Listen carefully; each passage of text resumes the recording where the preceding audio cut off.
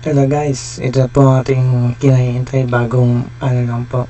Nakita ko lang po sa FB video. Ito na po yung hinihintay natin. May good news po si anak po ni Tikong na si Kitty na nagpost sa FB na makakauwi na po yung kanyang ama. Siguro doon na po mag-birthday po dito po sa Pilipinas.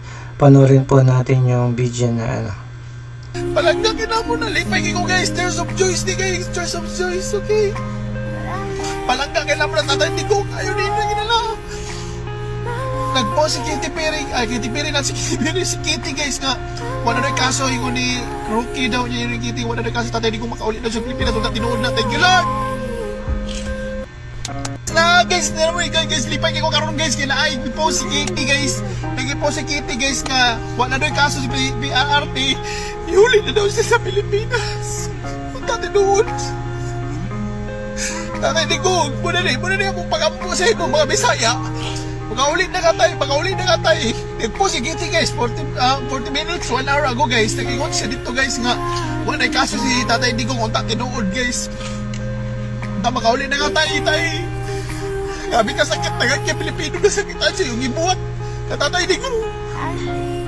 Palagdakin na mo na lipay ko guys. Tears of joy ni guys. Tears of joy, okay? Palagdakin na mo na tatay di ko. Ayaw din na ginala. Nagpo si Kitty Perry. Kitty Perry na si Kitty Perry. Si Kitty guys nga. Wala na kaso yung ni rookie daw niya yung Kitty. Wala na kaso tatay di ko makaulit na sa Pilipinas. Wala tinuod na. Thank you Lord. So yun nga po yung balita ngayon na update po, bagong update po ni Kitty sa kanyang Facebook account na nagpost po siya ng makakauwi na po, pan-acquit na po yung kaso ni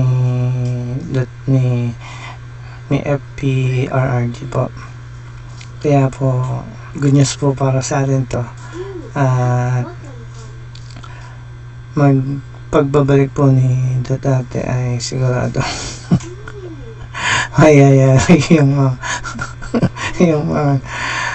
yung mga nag-aresto sa kanya. Yun na po. God bless po sa lahat.